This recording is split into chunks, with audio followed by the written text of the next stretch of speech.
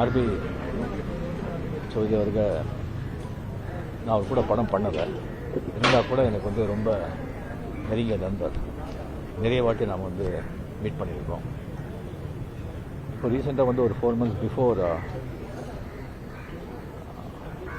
ஆதித்யராம் ஸ்டூடியோவில் ஜெயலலிதா ஷூட் பண்ணியிருக்கும் போது வந்திருந்தார்.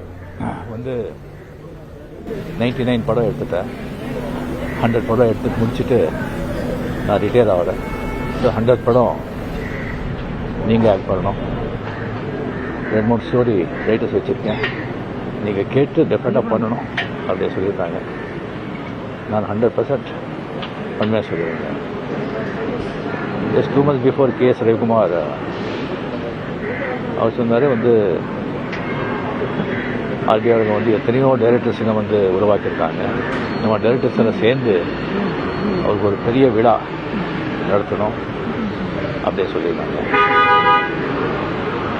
ஸோ இவ்வளோ வந்து ஒரு மிகப்பெரிய மனிதர், எத்தனையோ டைரக்டர்ஸுங்க உருவாக்கி இண்டஸ்ட்ரியை வந்து காப்பாற்றினவர், இண்டஸ்ட்ரியில் இருக்கிற எத்தனையோ டெக்னீஷியன்ஸ் வேலைக்காரங்க எல்லாமே வேலை கொடுத்தவர். அவர் வந்து 99 படம் எடுத்திருக்காங்க. எந்த படத்துலையும் எந்த ஒரு பெரிய பிரச்சனையும் வந்தது கிடையாது. அப்படி வந்தால் கூட ஸ்ட்ரைட்டாக வந்து யார் பிரச்சனை பண்ணாங்களோ, பிரச்சனை உருவாச்சோ அவங்க வீட்டுக்கே போயிட்டு என்ன பண்ணலாம் சரி அப்படின்னு சொல்லிட்டு அவங்ககிட்டயே டைரெக்டாக இதுன்னு பேசிட்டு அங்கேயே முடிச்சுட்டு ஒரு காஃபி கொடுங்க அப்படி காஃபி சாப்பிட்டு வந்துகிட்டே இருப்பார். அந்த மாதிரி ஒரு ஒரு ப்ராக்டிக்கலான மனிதர். அந்த காலத்தில் வந்து ஸ்டாண்ட் பை எம்எம்ஏ சின்ன பதிவர் ஒரு படிச்சு இருப்பார். ரொம்ப நாணயம், நேர்மை, கடின உழைப்பு, தெய்வ பக்தி. அவர் மாதிரி நான் ஆர்பி சௌத்ரி அவர்கள் நான் பார்த்தேன். எப்போவும் ரொம்ப ஃப்ரெஷ்ஷாக சந்தோஷமாக ஹாப்பியாக இருப்பார். நான் கேட்டேன், எப்படி இந்த காரணம் என்ன, இவ்வளோ சந்தோஷமாக ஹெல்த்தியாக இருக்குன்னு சொன்னால், நான் வந்து ரிஸ்க் எடுக்க மாட்டேன்.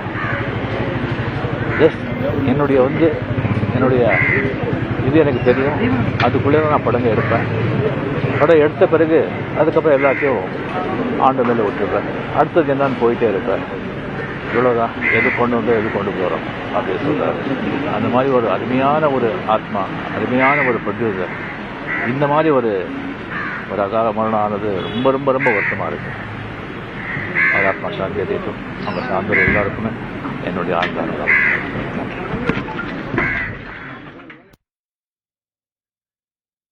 தயாரிப்பாளர் ஆர்பி சௌத்ரி உடலுக்கு அஞ்சலி செலுத்திய பின்பு நடிகர் ரஜினிகாந்த் செய்தியாளர்களை சந்தித்த காட்சிகளை பார்த்தோம். நேர்மையாளர், அற்புதமான மனிதர் என்று புகழஞ்சலி செலுத்தினார் நடிகர் ரஜினிகாந்த்.